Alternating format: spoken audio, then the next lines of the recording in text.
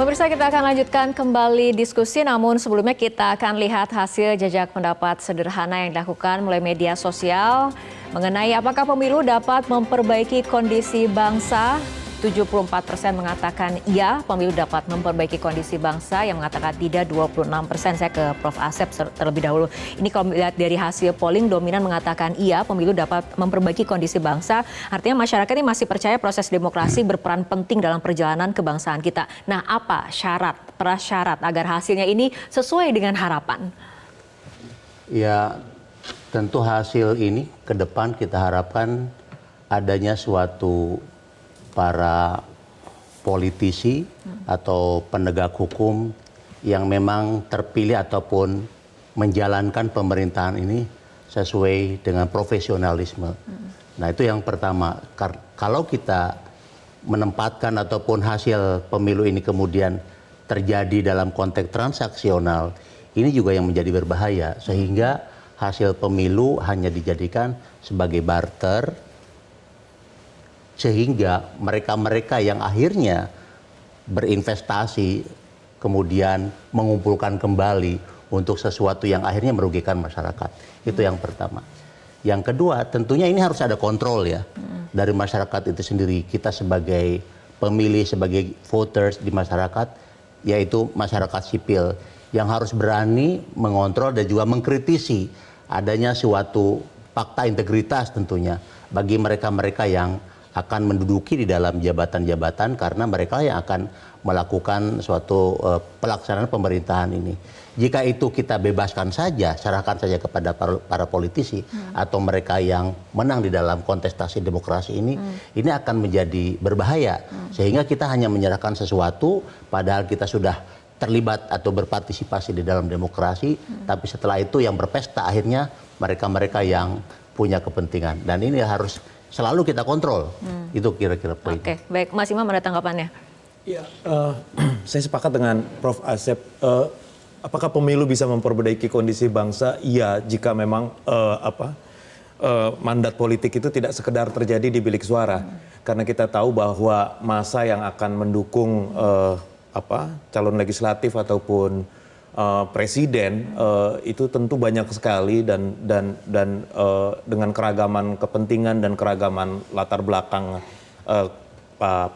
konteks aspirasi, memang sudah saatnya bahwa mandat itu juga berlanjut dengan kontrak-kontrak politik yang sebenarnya juga transaksional, tapi transaksional yang juga jelas. Dalam artian transaksional bukan dapatkan uang seperti money politics atau apapun seperti bansos gitu ya, tapi bahwa saya memilih Anda karena Anda akan berjanji mengeluarkan kebijakan yang akan mendukung aspirasi saya sebagai kelompok nelayan misalnya, aspirasi saya sebagai kelompok minoritas, aspirasi saya sebagai kelompok usaha menengah yang terus terpinggirkan dalam konteks kebijakan-kebijakan yang lebih pro impor misalnya.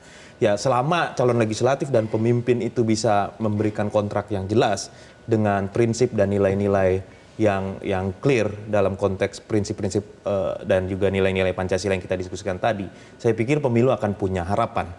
Namun apabila masyarakat sipil sendiri, organisasi masyarakat sipil atau kelompok kepentingan ataupun basis massa yang sebetulnya menjadi basis konstituen pemilih tidak melakukan itu, saya ragu bahwa kemudian pemilu akan bisa memberikan perbaikan kondisi yang bisa mencakup untuk semua. Oke. Mungkin seperti itu. Oke, Pak Sukidi, apakah punya pandangan berbeda atau memiliki optimisme yang sama dengan hasil responden tadi? Syarat utama tentu saja aspek netralitas itu. Oke. Netralitas itu betul-betul harus ditegakkan, tidak sekedar dalam retorika politik, tapi betul-betul dijawantahkan dalam tindakan, dalam penyelenggaraan pemilu yang memang memenuhi asas jujur, adil, dan rahasia itu sendiri. Karena prinsip dasar ini harus ditegakkan untuk menjamin bahwa pemilu itu memperoleh legitimasi politik yang tinggi. Legitimasi politik inilah yang menjadi barometer kepercayaan bukan hanya di kalangan domestik, tapi juga internasional. Itu pertama. Yang kedua adalah pemilu harus menjadi satu penentu bagi kita untuk memilih pemimpin berdasarkan nurani itu. nurani itu berasal dari nur cahaya, Roger William menyebutnya sebagai holy light, cahaya suci. Karena itu kita harus mengajak masyarakat untuk tidak tertipu daya dengan bansos, dengan politik uang, dengan iming-iming kekuasaan. Tetapi satu-satunya standar yang dipakai oleh warga, oleh rakyat untuk memilih pemimpin adalah semata-mata berdasarkan nurani itu. Karena itu mintalah fatwa kepada nurani agar nurani membimbing kita kepada jalan kebenaran dan jalan kesucian. Hanya dengan itu kita menjadi bangsa yang punya nilai dan martabat yang luhur.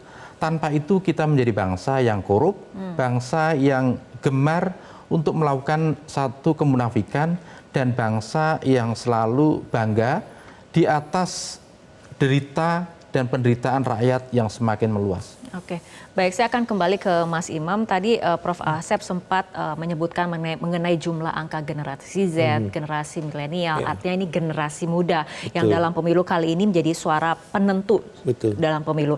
Nah, pandangan Anda menilai generasi ini generasi yang pragmatis, generasi kritis terhadap berbagai persoalan menyangkut penyelenggaraan negara itu sendiri, Mas Imam? Betul.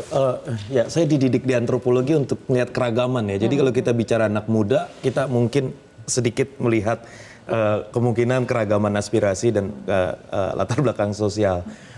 Ini akan sangat menentukan. Ada beberapa yang cukup mengindikasikan itu adalah bahwa kemunculan persinggungan antara anak muda dengan politik di masa terakhir ini kan adalah bagaimana kemudian bagaimana media sosial memfasilitasi aspirasi anak muda dengan exposure politik, karena media sosial sekarang berperan dalam konteks mobilisasi kampanye, dan itu terlihat bahwa komunitas konsumen atau fandom itu sekarang menjadi basis yang begitu kuat.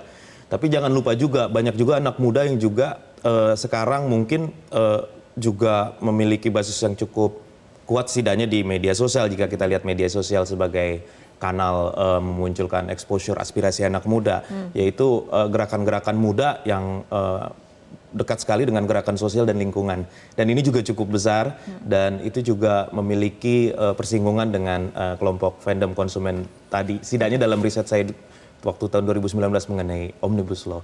Nah, ini akan menjadi kunci, dan saya pikir aspirasinya mungkin saya ragu bahwa anak muda itu akan semuanya pragmatis, atau anak muda hanya akan mengedepankan sisi yang lebih menyentuh aspek-aspek yang sifatnya perasaan ataupun hal-hal yang sifatnya branding, pencitraan dari sosok-sosok yang akan dipilih gitu ya. Tapi mereka juga sadar bahwa ada prinsip-prinsip. Jangan lupa anak muda yang menjadi segmen paling besar dalam pemilu ini, baik milenial maupun Gen Z, adalah generasi yang mungkin terpaparnya dengan komparasi politik di dunia itu mungkin jauh lebih besar ketimbang generasi di angkatan di atasnya.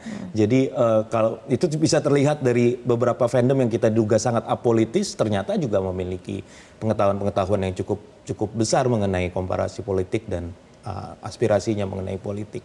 Jadi itu bisa terlihat, dan bisa jadi itu mencakup berbagai spektrum anak muda ya. Anak muda di pedesaan tentu akan berbeda dengan anak muda di perkotaan, dan dalam spektrum kedekatan ideologi juga akan berbeda. Jadi saya pikir saya optimis tidak sekedar bahwa pragmatisme yang dirujuk ke anak muda hanya sekedar kebutuhan-kebutuhan yang sifatnya untuk dia di saat ini sebagai anak muda, tapi juga punya pikiran mengenai masa depan. Oke, baik. Sebelum kembali ke Pak Sukidi, saya tanggapan dari Prof. Asep seperti apa dari pernyataan Mas Imam?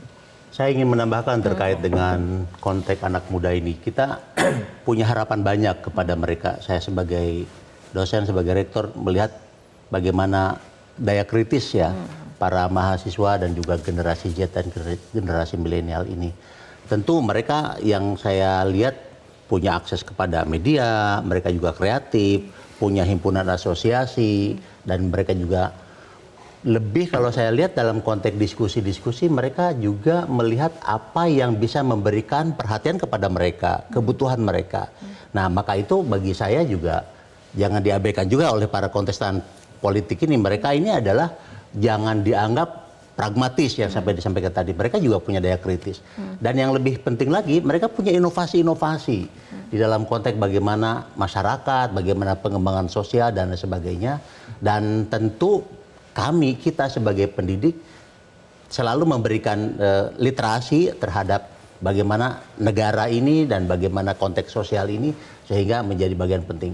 Dan yang terakhir, saya ingin menyampaikan tadi, tentu orang tua yang saya ingin menyampaikan kembali bahwa harus adanya suatu pendampingan kepada mereka juga, karena dalam arti generasi orang tua yang disebut mungkin baby boom mungkin ya, karena umum 40-an 50-an, sementara ini adalah generasi Z, generasi milenial yang cara berpikirnya adalah sudah dunia, sudah global, dan mereka wawasannya ataupun akses kepada informasi di dunia luar juga sangat begitu berkembang. Maka saya masih optimis kepada mereka dalam konteks bagaimana demokrasi ini ada di kalangan mereka, tapi bagaimanapun kita sebagai generasi baby boom harus memberikan role model, contoh kepada mereka. Jangan sampai kita berikan picture ataupun fitur-fitur yang mencederai pikiran mereka. Itu kira-kira. Oke, baik Pak Sukidi, berbicara mengenai kemampuan untuk berpikir kritis. Apakah persoalan kebangsaan ini terlalu rumit untuk kemudian dipahami oleh masyarakat umum dari berbagai lapisan sosial?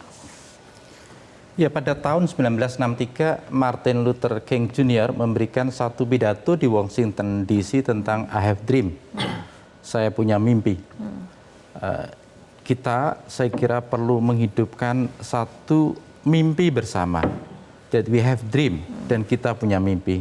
Suatu hari Republik ini ditentukan bukan karena status sosial dari anak-anak Indonesia, tetapi oleh karakternya. Karena itu karakter itulah yang akan menentukan kemajuan satu bangsa.